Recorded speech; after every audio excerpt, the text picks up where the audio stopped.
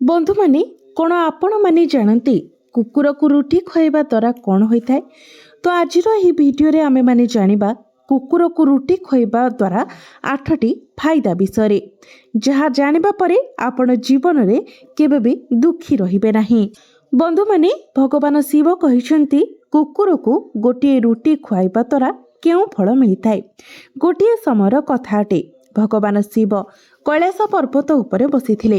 तेबे माता पार्वती भगवान शंकर को पचारती, स्वामी मो मनरे गोटे प्रश्न उंकी मारुछि।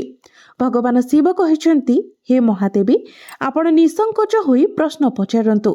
माता पार्वती कहिले, स्वामी मु यह जानिबाकु चाहूछि जे कुकुर को खंडे रुटी खुआइबा द्वारा मनुष्य को केउ प्रकारर फल मिलिथाय।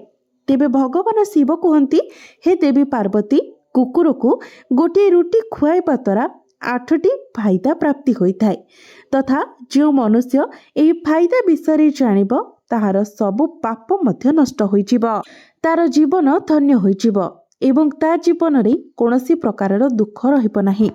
जो भी मनुष्य पृथ्वी लोकरे कुकुर को खंडे रुटी खुआइब तार 8 प्रकारर लाभ होता है एवं ताकू मृत्यु परे मोक्ष प्राप्ति होता है।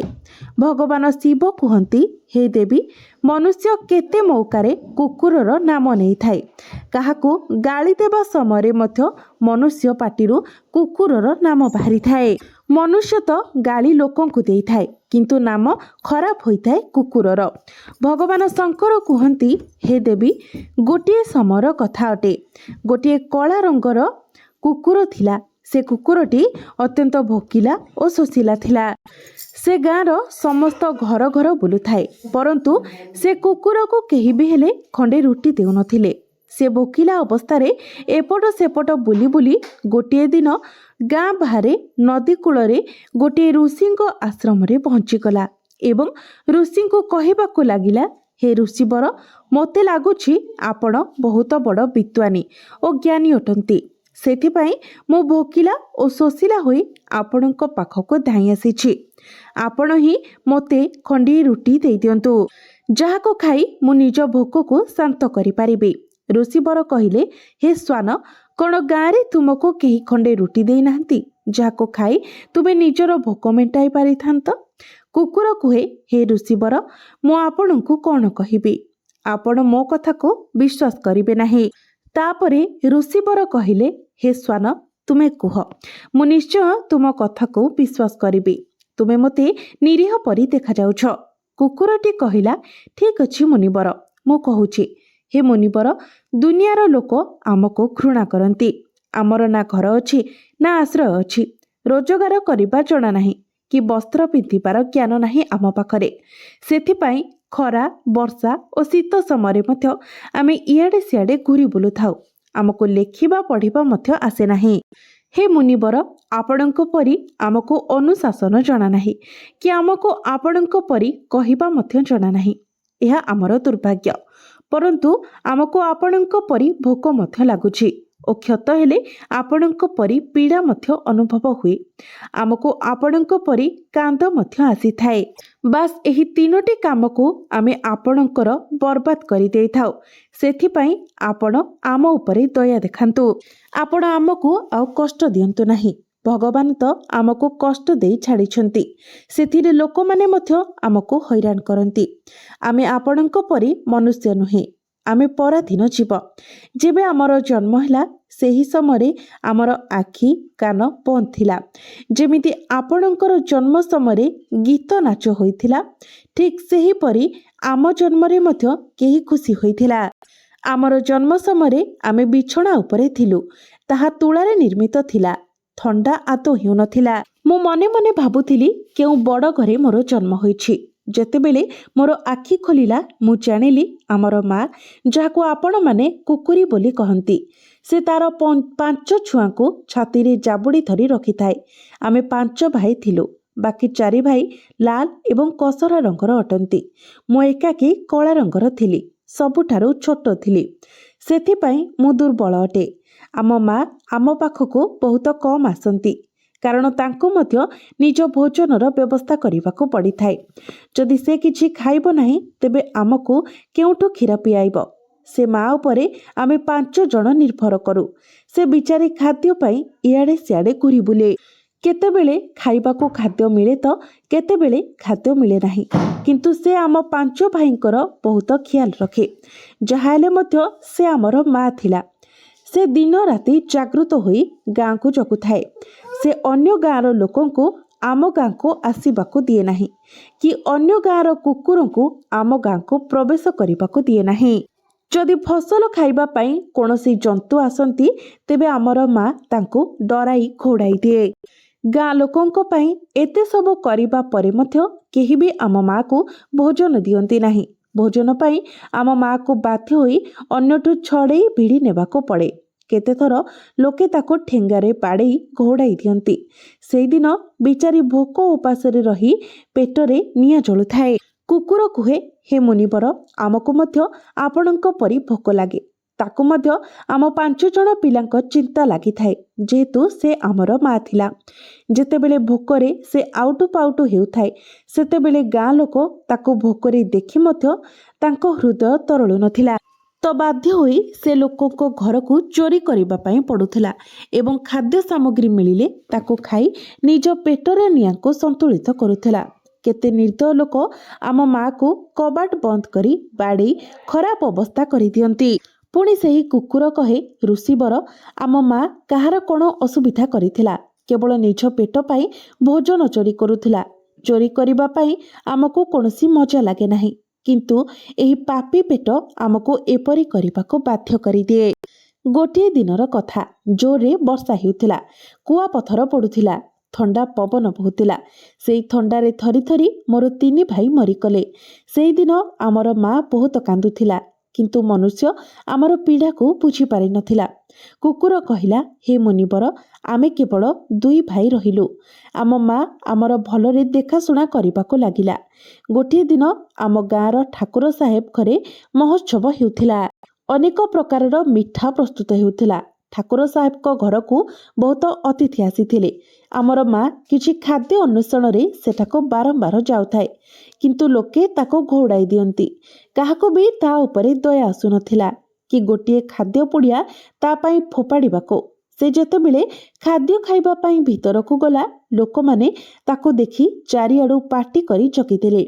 मो माँ भयरे खाद्य उपरे डेई सेठारू दौड़ी पलाई आसिला एवं सेठारे उपस्थित थिबा अतिथि भोजन करिबा बंद करिदेले एवं कहिले, कुकुर खाद्य लंघी जाइथिबारु एहा भ्रष्ट होई जाइछि।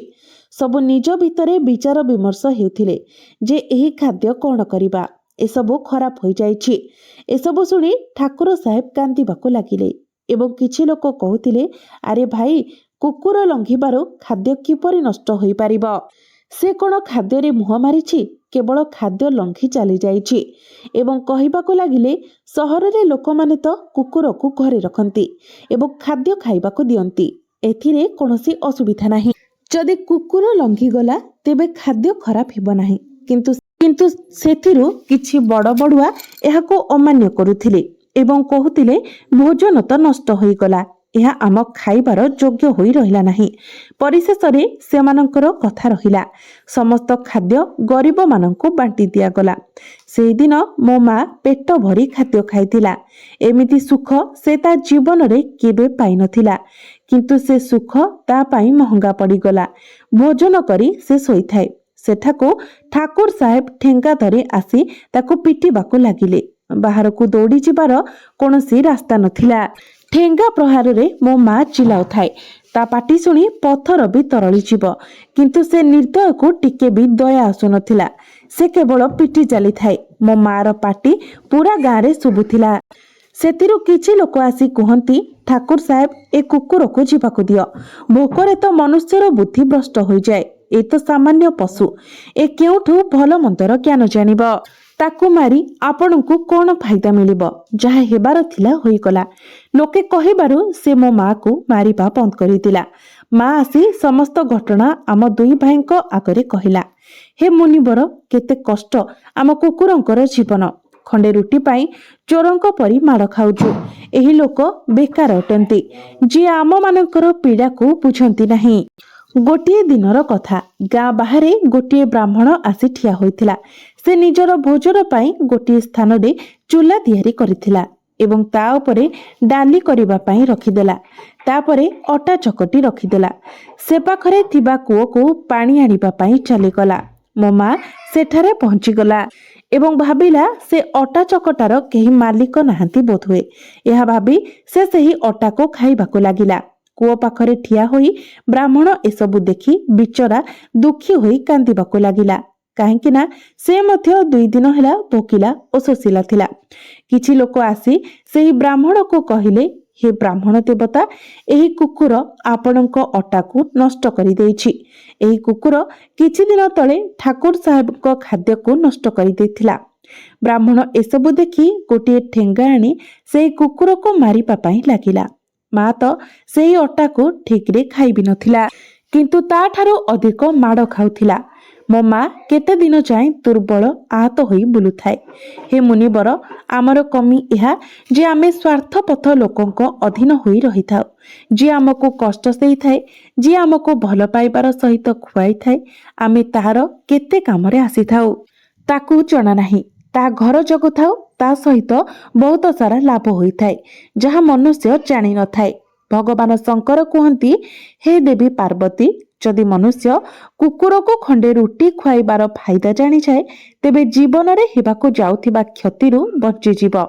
ଆଜି ମୁଁ ଆପଣଙ୍କୁ କହିବି କୁକୁରକୁ ରୁଟି ଖୁଆଇବାର 8ଟି ଫାଇଦା, ଯାହା ମନୁଷ୍ୟକୁ ଜଣା ନାହିଁ।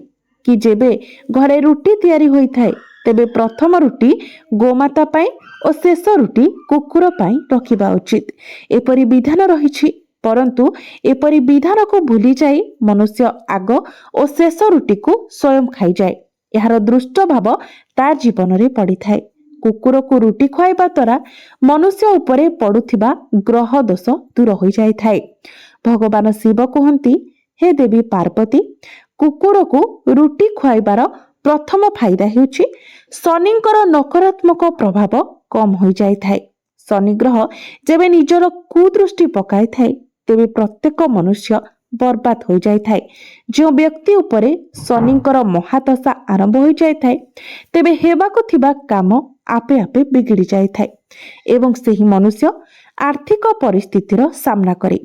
ସେହି ପରିସ୍ଥିତିରେ ଯଦି ସେହି ବ୍ୟକ୍ତି କୁକୁରକୁ ରୁଟି ଖୁଆଏ, ତେବେ ଶନିଙ୍କର ଦୁଷ୍ପ୍ରଭାବ ବହୁତ କମ ହୋଇଯାଇଥାଏ। କୁକୁରକୁ ରୁଟି ଖୁଆଇବାର ଦ୍ୱିତୀୟ ଫାଇଦା, ଭାଗ୍ୟ ଆପଣଙ୍କର ସପକ୍ଷରେ ହୋଇଯାଇଥାଏ। ଆପଣଙ୍କ ଘର ଭିତରେ ନକାରାତ୍ମକ ଶକ୍ତି କମ ହୋଇଯାଇଥାଏ। କୁକୁରକୁ ରୁଟି ଖୁଆଇବାର ତୃତୀୟ ଫାଇଦା, ଏହାଦ୍ୱାରା ମା ଲକ୍ଷ୍ମୀ ପ୍ରସନ୍ନ ହୋଇଥାନ୍ତି ଓ ଘରେ ଧନ ଦୌଲତର କମି ହୋଇନଥାଏ। କୁକୁରକୁ ରୁଟି ଖୁଆଇବାର ଚତୁର୍ଥ ଫାଇଦା, ଏହାଦ୍ୱାରା ଆପଣଙ୍କ ଉପରେ କରଜ ରହିନଥାଏ। କୁକୁରକୁ ରୁଟି ଖୁଆଇବାର ପଞ୍ଚମ ଫାଇଦା, ଏହାଦ୍ୱାରା ଆପଣଙ୍କର ବ୍ୟାପାର ଭଲରେ ଚାଲିଥାଏ। କୁକୁରକୁ ରୁଟି ଖୁଆଇବାର ଷଷ୍ଠ ଫାଇଦା, ଏହାଦ୍ୱାରା ଆପଣଙ୍କର ଆୟୁ ବୃଦ୍ଧି ହୋଇଥାଏ। କୁକୁରକୁ ରୁଟି ଖୁଆଇବାର ସପ୍ତମ ଫାଇଦା, ଏହାଦ୍ୱାରା ଆପଣଙ୍କର ସ୍ୱାସ୍ଥ୍ୟ ଭଲ ରହିଥାଏ, ମାନସିକ ସ୍ଥିତି ମଜବୁତ ରହିଥାଏ, ଆପଣଙ୍କର ମନ ସର୍ବଦା ଊର୍ଜ୍ଜାବାନ ରହିଥାଏ, ଭଲ ବିଚାର ଆପଣଙ୍କର ମନକୁ ଆସିଥାଏ। କୁକୁରକୁ ରୁଟି ଖୁଆଇବାର ଅଷ୍ଟମ ଫାଇଦା, ଏହାଦ୍ୱାରା ଭଗବାନ ପ୍ରସନ୍ନ ହୋଇଥାନ୍ତି, କାରଣ ଭଗବାନ ସମସ୍ତ ଜୀବଙ୍କର ଚିନ୍ତା କରିଥାନ୍ତି, ସମସ୍ତ ଜୀବଙ୍କ ଉପରେ ଦୟା କରିଥାନ୍ତି। ଭଗବାନଙ୍କର କୃପା ଆପଣଙ୍କ ପରିବାର ଉପରେ ରହିଥାଏ। ବଡ଼ ଲୋକମାନେ କହିଛନ୍ତି, କୁକୁରକୁ କମେଇବା ଦ୍ୱାରା ଶୁଭ ହୋଇଥାଏ। କୌଣସି ସଙ୍କଟ ଆସିଥାଏ, କାହାର ମୃତ୍ୟୁ ହୋଇଥାଏ, ତେଣୁ କୁକୁରକୁ କେବେ କନ୍ଦେଇବା ଉଚିତ ନୁହେଁ। ଏହି ପ୍ରକାରର ଭଗବାନ ଶଙ୍କର ମାତା ପାର୍ବତୀଙ୍କୁ କୁକୁରକୁ ରୁଟି ଖୁଆଇବାର ଲାଭ ବିଷୟରେ ବିସ୍ତୃତ ଭାବରେ ବର୍ଣ୍ଣନା କଲେ। ଯେଉଁ ମନୁଷ୍ୟ କୁକୁରକୁ ଖଣ୍ଡେ ରୁଟି ଖୁଆଇଥାଏ, ତାକୁ ଏହି 8 ପ୍ରକାରର ଫାଇଦା ପ୍ରାପ୍ତି ହୋଇଥାଏ। ତେବେ ବନ୍ଧୁମାନେ, ମୋର ଏହି ଭିଡ଼ିଓଟି ଯଦି ଆପଣମାନଙ୍କୁ ଭଲ ଲାଗିଥାଏ, ତ ଭିଡ଼ିଓଟିକୁ ଲାଇକ୍ କରି ଚ୍ୟାନେଲଟିକୁ ସବସ୍କ୍ରାଇବ କରିଦେବେ ଏବଂ କମେଣ୍ଟ ବକ୍ସରେ ଜୟ ଶ୍ରୀ ଜଗନ୍ନାଥ, ଜୟ ମା ଲକ୍ଷ୍ମୀ ନିଶ୍ଚୟ ଲେଖିବେ।